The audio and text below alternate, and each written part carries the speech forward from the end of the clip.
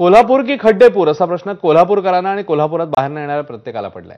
कारण कोल्हापुरातील असा एकही रस्ता नाहीये, त्या रस्त्यांवर खड्डे नाहीयेत। त्यामुळे कोल्हापूर महापालिकेवर नागरिकांचा प्रचंड संताप आहे। 100 कोटीच्या योजनेमधून बनवलेल्या काही रस्त्यांची अवस्था देखील बिकट झाली आहे। त्यामुळे नागरिकांना आरोग्याचा सामना करावा लागतोय। खांदे आणि मणकेदुखीसारखे गंभीर आजार उद्भवत आहेत। कोल्हापूर महापालिकेने वरवरची केलेली दुरुस्तीतनं रस्त्यात 15 दिवसात त्याची खडी उभी राहते। त्यामुळे काम किती निकृष्ट दर्जाचं झालंय याचा आपल्याला अंदाज येऊ शकतो। या संदर्भातला आढावा घेतलाय आमचे प्रतिनिधी विजय केसरकर यांनी। कोल्हापूर शहरात असा एकही रस्ता नाही की ज्या रस्त्यांवरती खड्डे पडलेले नाहीत। गणेश उत्सव गेला, नवरात्री झाली, मात्र कोल्हापूरमध्ये येणाऱ्या प्रत्येकाची तक्रार हीच आहे की कोल्हापुरामध्ये रस्ते हे अतिशय निकृष्ट दर्जाचे आहेत।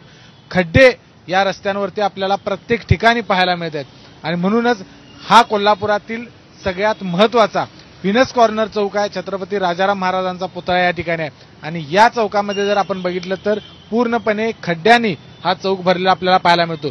शहरामध्ये ज्यावेळी प्रवेश केला जातो त्यावेळी दुसऱ्या नंबरचा हा सगळा चौक आहे तो या ठिकाणी पाहायला मिळतो आणि इथूनच अंबाबाईला असेल किंवा रंकाळ्याला जाणार असेल याच मार्गावरून जातात, ज्योतिबाला जायचं झालं तरी याच मार्गावरून जातात आणि अशा ठिकाणी हे सगळे खड्डे आहेत ते आपल्याला पाहायला मिळतात।